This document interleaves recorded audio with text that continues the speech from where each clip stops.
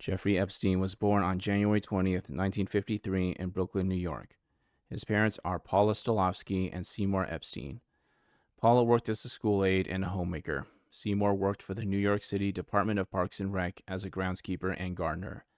Jeffrey had a younger brother named Mark. Growing up, Jeffrey had the nickname Bear, and Mark had the nickname Puggy. The neighbors described the Epsteins as a nice, gentle Jewish family. As a child, Jeffrey was described as sweet, generous, quiet, and nerdy. He was a smart kid who excelled in math and earned money by tutoring his classmates. He was so smart that he skipped 2 grades and graduated from high school at the age of 16. Although he was a fat kid with freckles, he was always smiling and had friends who called him Epi. He went to college at Cooper Union until he changed colleges and started going to Courant Institute of Mathematical Sciences at New York University. He studied mathematical physiology, but dropped out in 1974. Despite not having a college degree, he started working as a physics and mathematics teacher at a private prep school in Manhattan. He was known for being a cool teacher and treated his students more like friends than students. He began showing up to high school parties and flirted with the high school girls. Jeffrey was eventually fired for poor performance. Alan Greenberg was the chief executive officer of the investment bank Bear Stearns at the time. His children attended the school that Jeffrey taught at. In 1976, Jeffrey managed to get a job at Bear Stearns as a low-level junior assistant to the floor trader. He quickly climbed the ladder and made partner after 4 years. But in 1981, he was found guilty of violating regulations and was asked to leave Bear Stearns. After that, he started his own consulting firm called Intercontinental Assets Group Incorporated, which helped people recover their stolen money from scammers. He also worked for the government and wealthy customers to recover embezzled funds. While he was working with the government, he became an intelligence agent.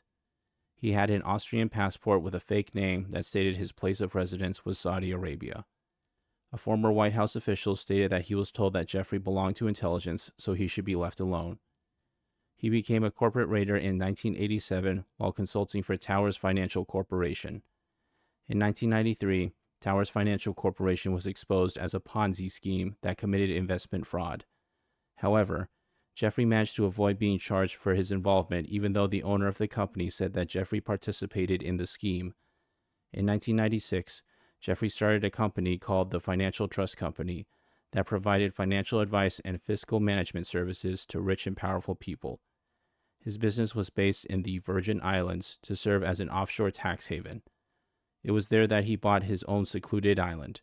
On Jeffrey's private island, he set up hidden cameras to record people having sex with minors so that he could blackmail them. In 2005, a woman called the police and said that her 14-year-old stepdaughter was taken to Jeffrey's mansion. She was paid $300 to strip and give Jeffrey an erotic massage. The police investigated.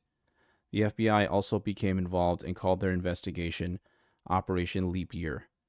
Jeffrey paid underage girls to have sex with him. The youngest was just 12. He recorded the sex acts and took nude pictures of the girls. He performed depraved acts that he got from books about S&M, which were found by the police throughout his home. There were at least 60 victims, and at least 34 of them were minors. His victims also included one male victim that was abused. He brought in 12-year-old triplets from France, sexually abused them, and flew them back home the next day.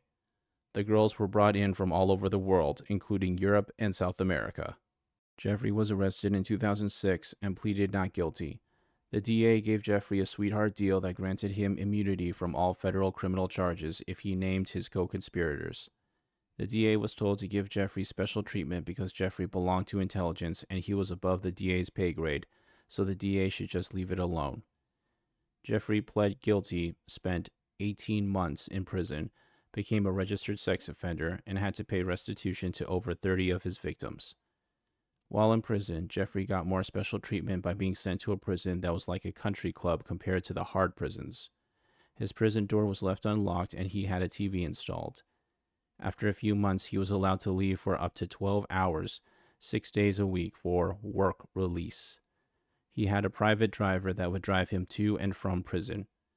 After 13 months, he was released on probation in 2010. He spent his probation traveling on his private jet and going on shopping trips. Jeffrey also had civil lawsuits. An anonymous Virginia woman sued him for $50 million for when he paid her for sex when she was 16 years old. An anonymous Florida woman sued him in 2014 for sexual abuse. A woman named Virginia Giuffre said that she was sex trafficked by Jeffrey when she was 17. In 2017, a woman named Sarah Ransom said Jeffrey threatened to harm her if she did not have sex with him at his mansion in New York City and on his private island. In 2019, Maria Farmer said that she and her 15-year-old sister were sexually assaulted by him in 1996. Jennifer Arose sued him in 2019, saying that he groomed her, then raped her in his New York City mansion when she was 15. Jeffrey was also sued by even more women who said they were sexually abused.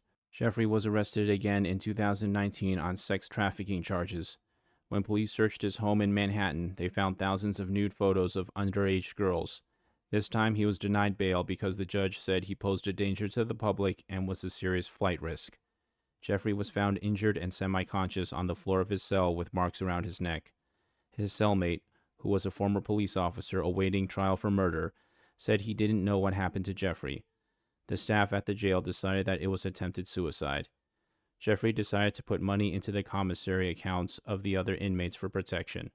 On August 9, 2019, Jeffrey's cellmate was transferred out and he was left alone in his cell. The guards who were supposed to check on him every 30 minutes said they fell asleep and did not check on him for about 3 hours. The security cameras in front of Jeffrey's cell coincidentally malfunctioned that night. Jeffrey was found dead in his cell at the Metropolitan Correctional Center in New York City at 6:30 a.m. on August 10, 2019.